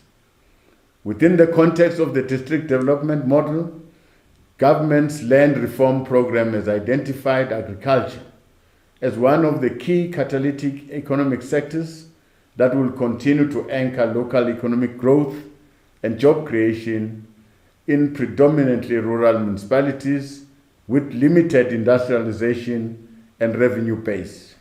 In this regard, state-owned land is currently being released to make land available and broaden the participation in agricultural sector by previously disadvantaged individuals. The opportunities for growing and supporting agricultural business across the entire agricultural value chain to ensure that economic participation is enhanced. We must underscore the point, Honorable Chairperson, that the successful implementation of the district development model will require ownership by all stakeholders that are critical in development, including the private sector and civil society. Effectively implemented, we will ensure that municipalities are enabled to perform their mandate and duties by mobilizing, sharing, and making available expertise, skilled personnel, and systems between district and local municipalities whenever needed. I thank you, Chairperson. Thank you very much, Honorable President. We'll now move on to the first follow-up question by Honorable Kai. Thank you very much, Honorable Chairperson, and greetings to the Deputy President. And I see the Honorable Chairperson that Deputy President and I are today in the colors of the Orlando Pirates. Thank you very much. Thank you for the response. Thank you very much, Honorable Deputy President, for the response. Building on the capacity and economies of municipalities of rural and small towns is very important to particularly build the economic tax base for social and economic development. Honorable Deputy President, does the government have mechanisms to politically and legislatively enforce the district development model NCOP on the one plan approach across all spheres of government? Thank you very much, President. Thank you very much, Honorable Deputy President. Thank you, Honorable Chairperson, and thanks to the question. I don't know about the pirates one. I'm sure it might divide your house, Chair. The house will be divided immediately. Honorable Chairperson,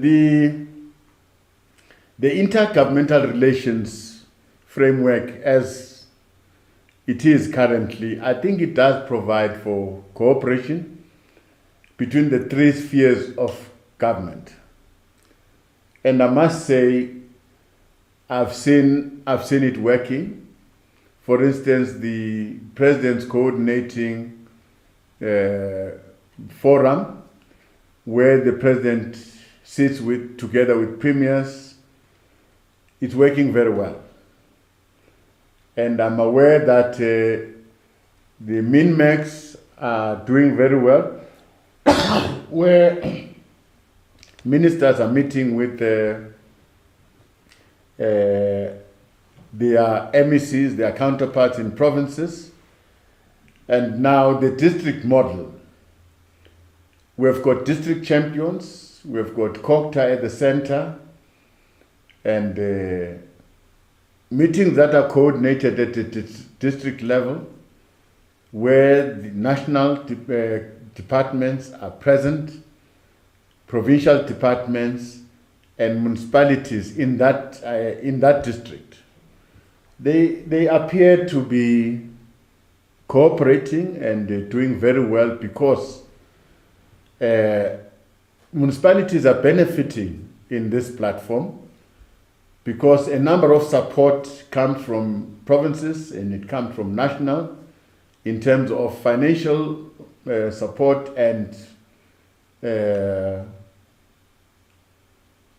technical support in terms of skills that COCTA from time to time will bring to bear in those platforms at the district level.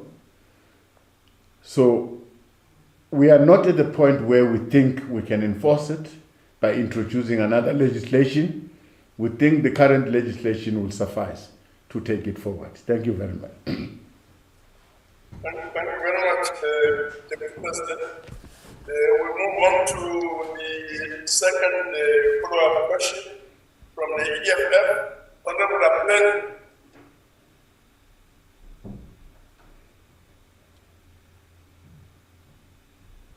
Honorable Apprise from the EFF. Thank you, House Chair.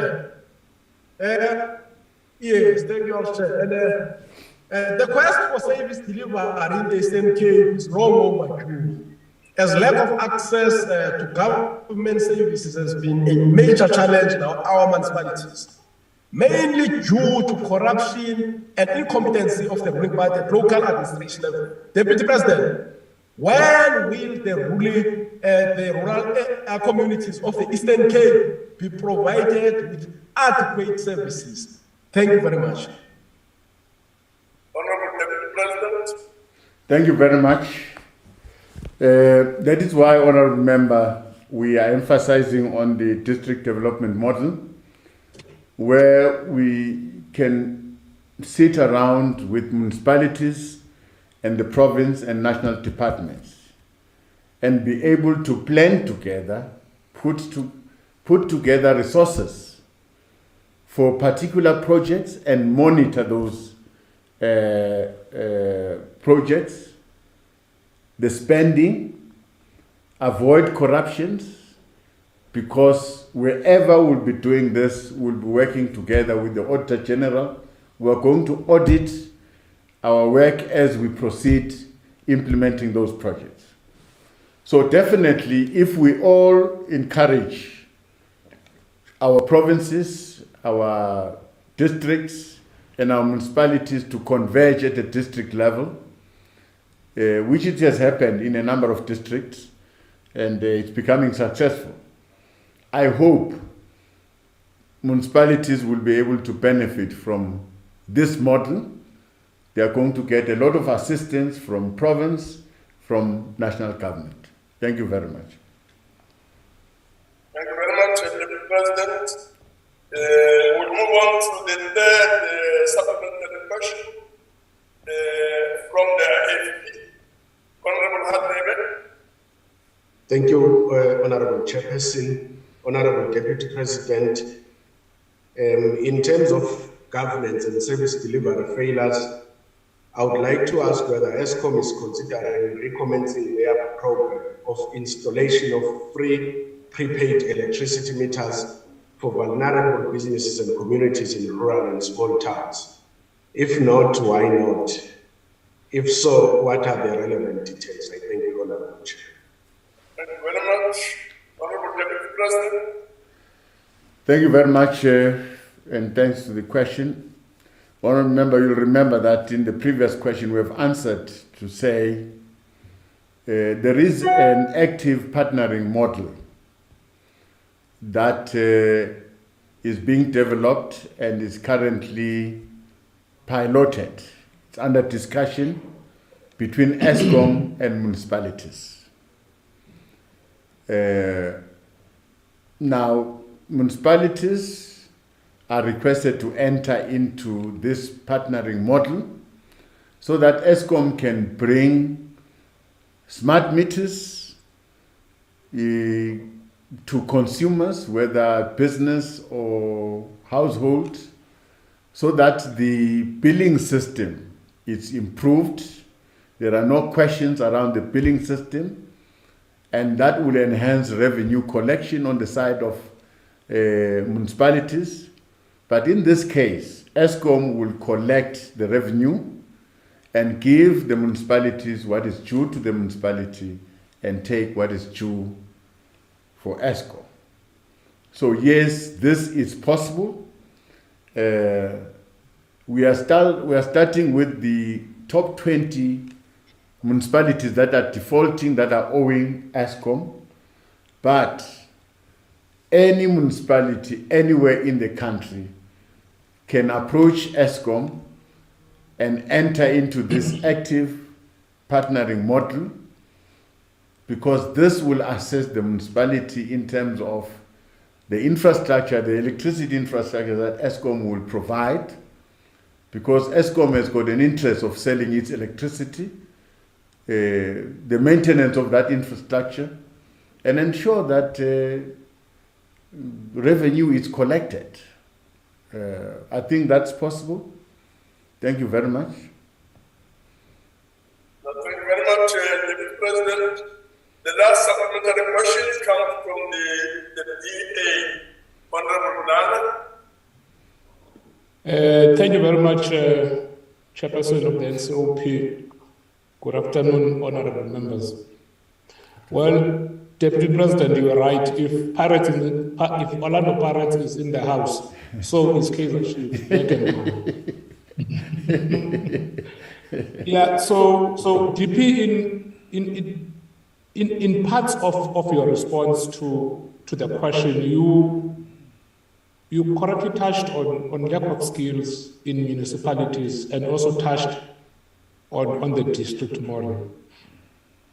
But you've also touched on the importance of revitalizing small towns and rural economies, with agriculture being a rallying point or a central point.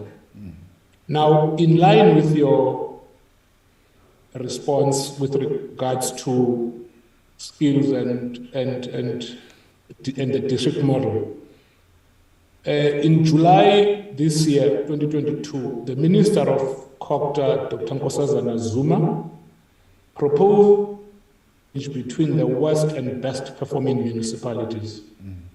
And there is no doubt that the best performing municipalities in the country are those run by the DA. And there is no doubt again that the worst run municipalities in our country are those that are run by the ANC. Now, my question is, will the Deputy President support a best practice summit on a municipal governance where the DA can actually teach the ANC how to run a municipality?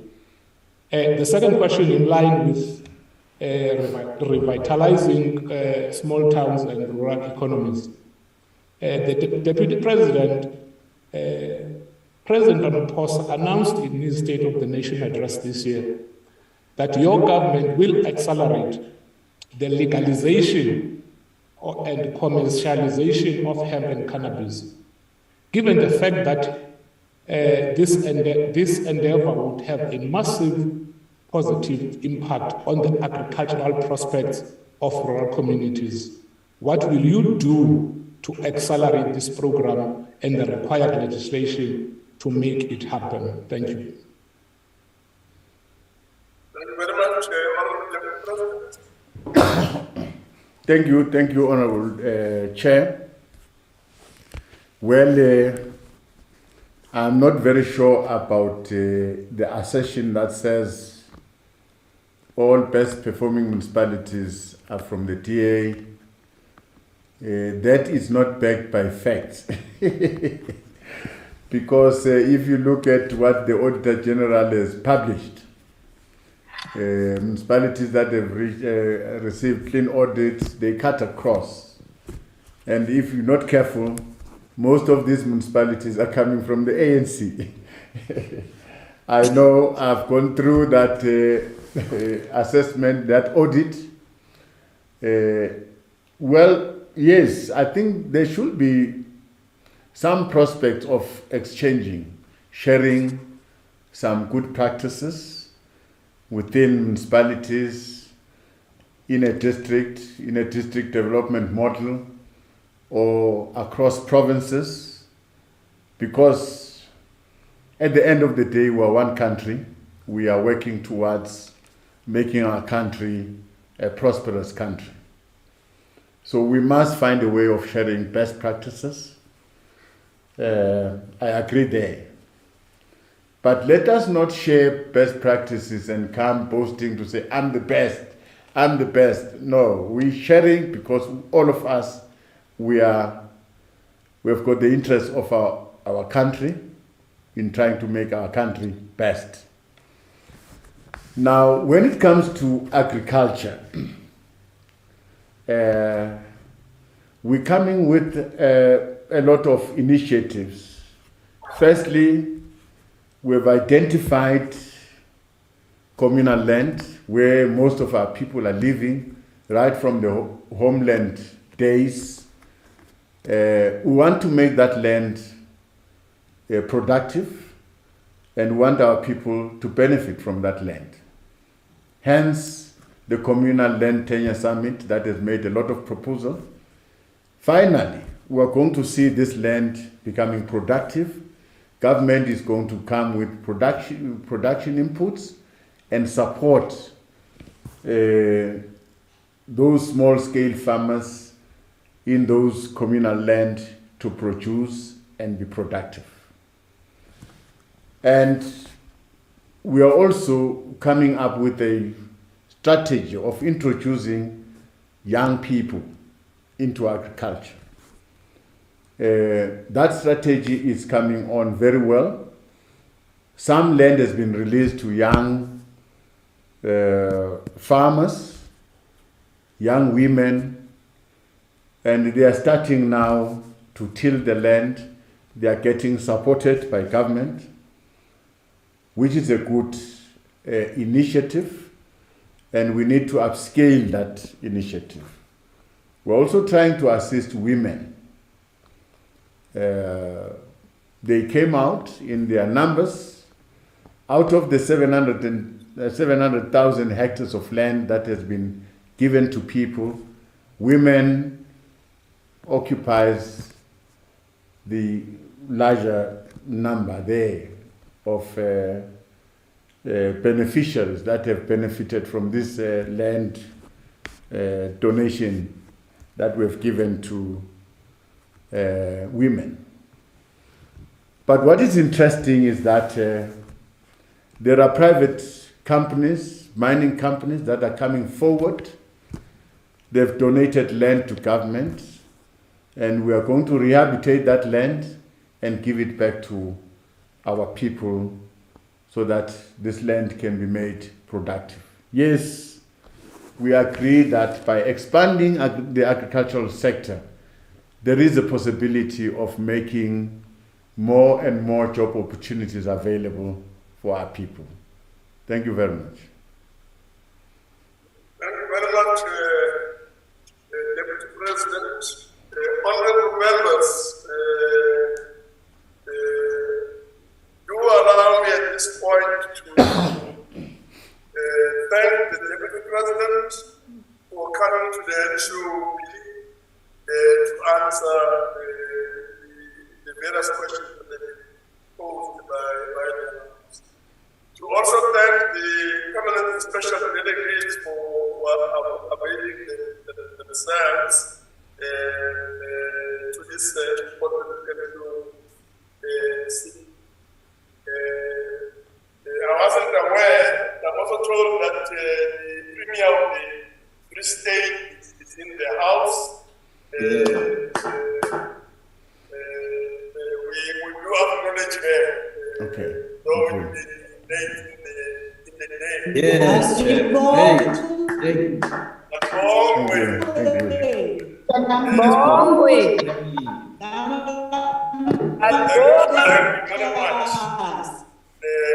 Honorable delegates, that concludes the business of the day.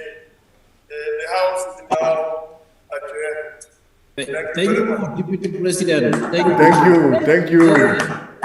Thank you, Chairperson. Thank you, Deputy President. Recording stopped. Yes, thank you. Thank you. Thank you. Thank you. Abantu be-pirates. No. You are learning today. No, that's great. Yeah.